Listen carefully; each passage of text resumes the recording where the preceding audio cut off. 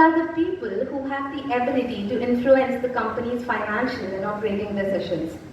The main significance of related party transactions lie in the potential conflict of interest and the need for transparency and fair dealings. With that, I'd like to welcome the first paper presenter, Varun Shenoy. Varun is a CA finalist, currently pursuing his articleship in Gautam Nair & Co.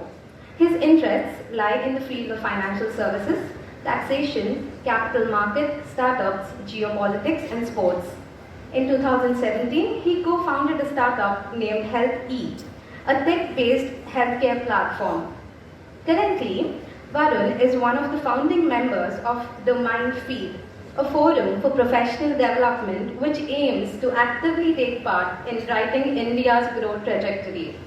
I now request Varun Shenoy to take over. Thank you.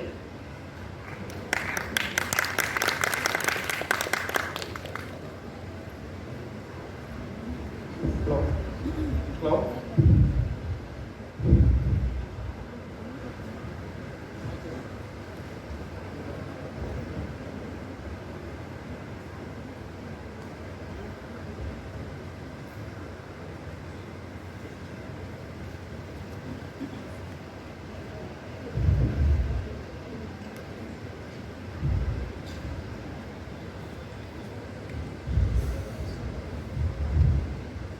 Good evening, everybody.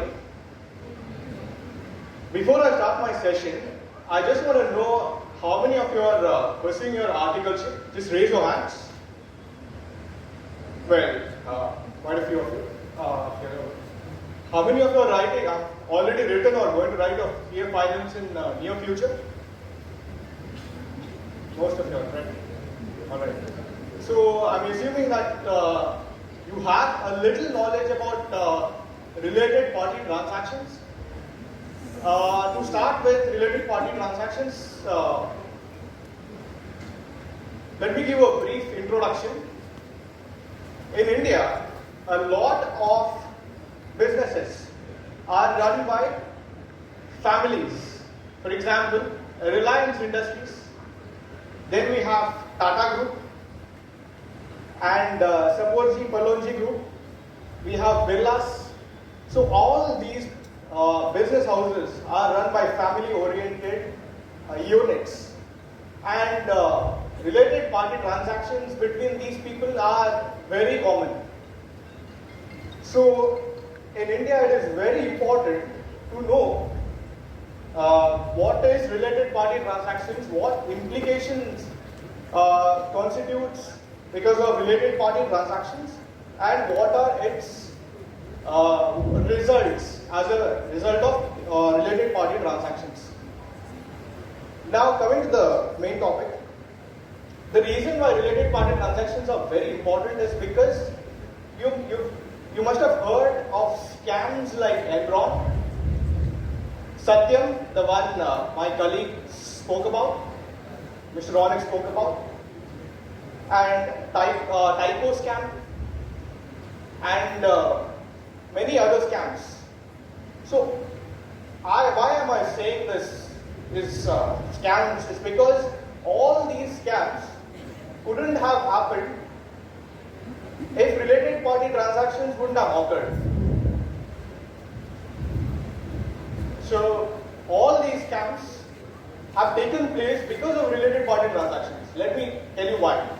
Now, in Ramalinga Raju case, he was a director, and he had done the transactions with the company, and because of that the scam has occurred. So that being the case, he was a director, and that is why he becomes a related party. Now when we come to statutes, there are a lot of statutes which govern related party transactions, out of which one is Ind AS 24. The next, we have Income Tax Act, which again speaks about related party transactions. We have international taxations, which again speaks about related party transactions. Then we have GST, in that also we have RPTs. And then we have Securities and Exchange Board, that is SEBI listing obligatory Disclosure Requirements 2015. That also has implications of related party transactions. These are the regulations. Ind AS 24, Companies Act 2013 and SEBI LODR Regulations 2015. So these three are major contributors of related party transactions, out of which today I have decided that I will be explaining to all of you on RPTs from the point of view of Companies Act 2013, which is the Bible of the companies. Now, as for Companies Act 2013, what constitutes related party? Before we get into related party transactions, it's important to know who is a related party, right? So, when we talk about related party, it's director of the company. Now, if you all are directors of Reliance Industries, if Mukesh Ambani is a director, is a managing director of Reliance Industries, he becomes a related party to the company. A key managerial personnel, KMP. Then we have a firm, a partnership firm, in which one of the partners or his relative is a director of the company with which he is going to be transacting with.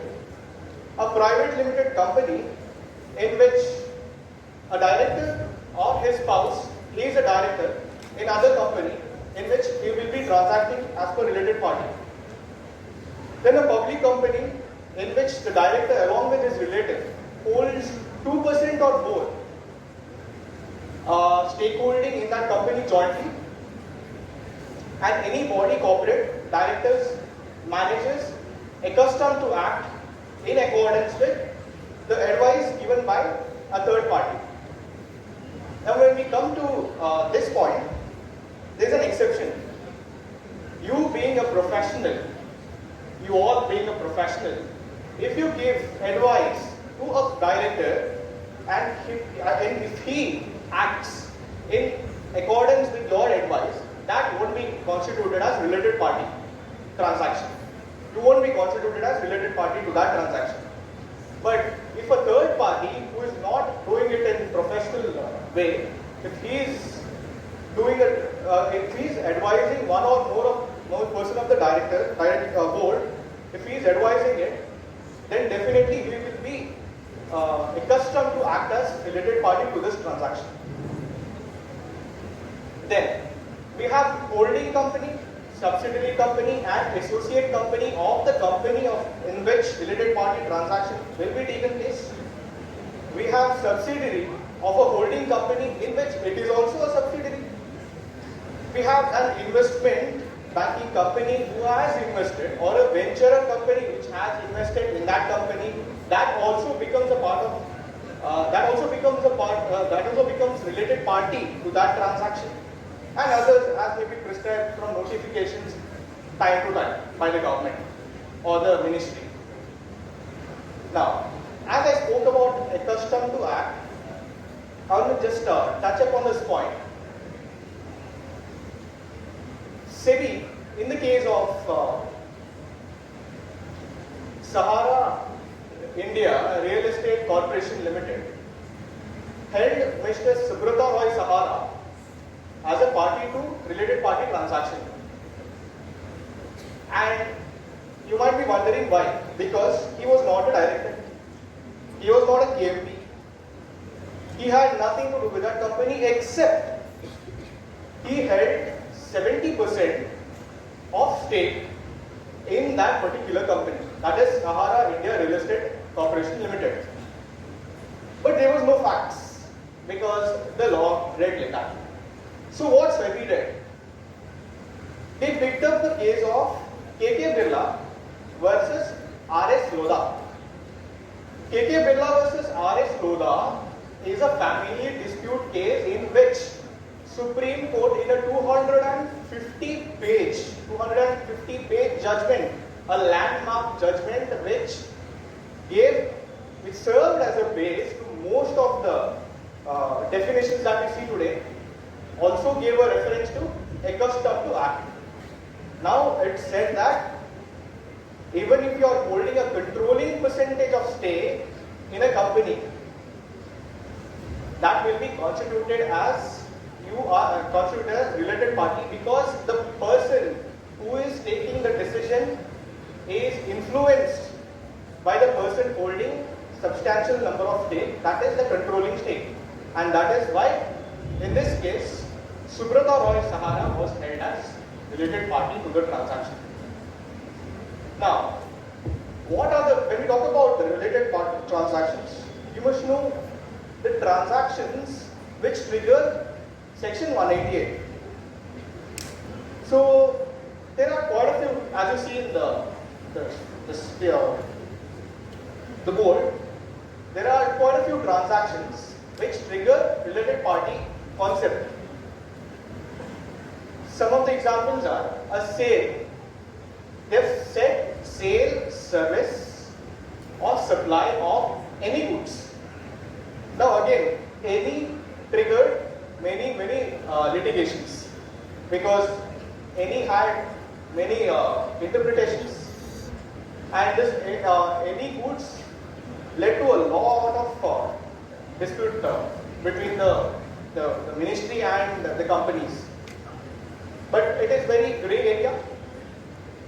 Selling or otherwise disposing of any properties, or buying of any properties of any kind, availing of loans or rendering of services. The list goes on and on. Then we come to underwriting the subscriptions.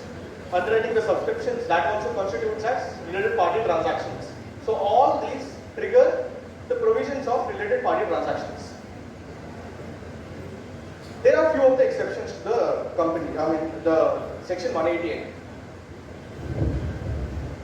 The exceptions are, if government company has a dealing with another government company or with the government, then it will not be constituted as related party transactions. Or if a contract is made with the government company with the consent of the ministry or the state government or the central government, then that will not be constituted as related party transactions.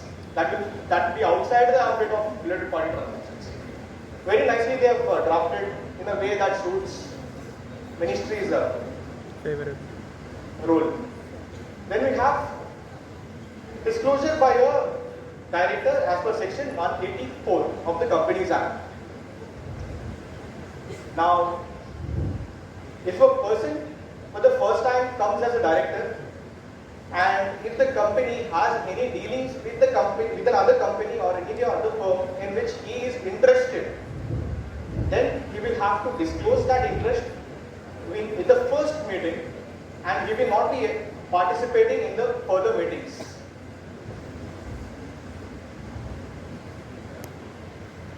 Again, there is an exception for this. Pure private company and Section 8 companies are exempted. So in case of pure private companies and Section 8 companies, even though a person is a director, and if the company is entering into into a transaction in which he is having interest, that director is having interest, he can participate, and there is no trigger of section 188. You've heard of materiality in a lot of ambits, right? In law as well, in audit as well, we talk about materiality. So in the same way, in RPTs also, they have the SEBI has given materialities for transactions which, if you enter with a related party, then the provisions of related party transactions will be triggered. This is to just mitigate the compliances with smaller transactions. So prior approvals are required for most of the transactions, but exception to this.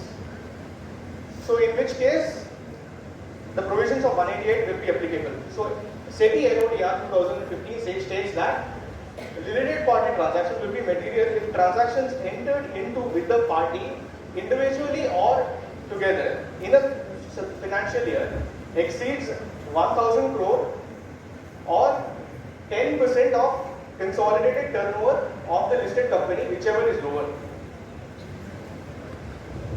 With respect to this constitutes most of the transactions, but with respect to brand royalty, that 10% will be 5%.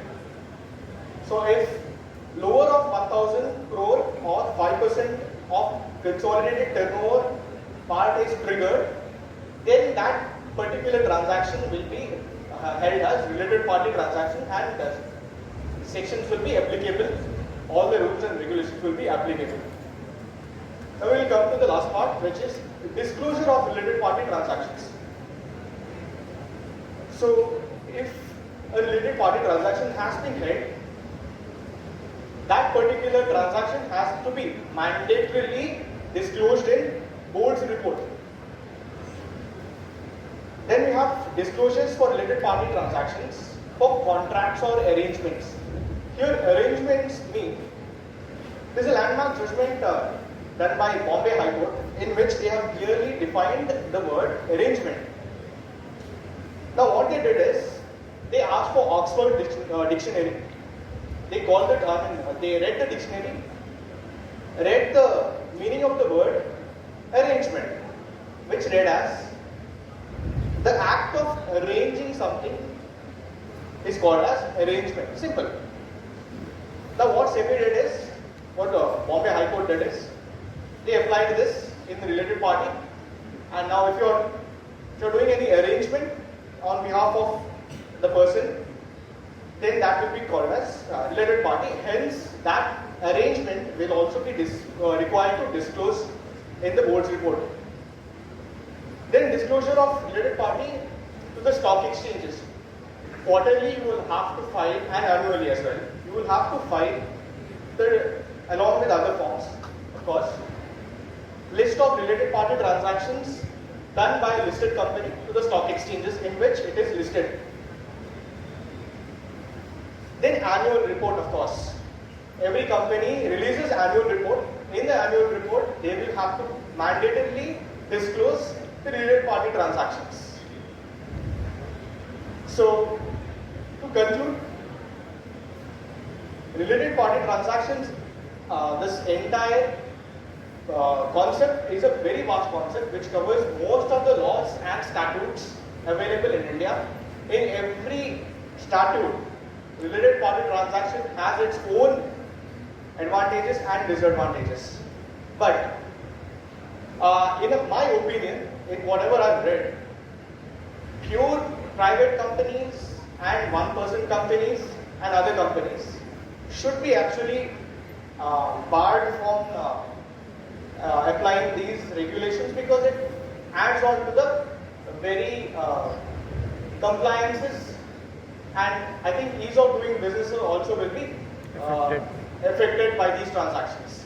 With that, I would like to end my session. Thank you, Mango of ICII, for giving me an opportunity to come on stage and letting me present my paper.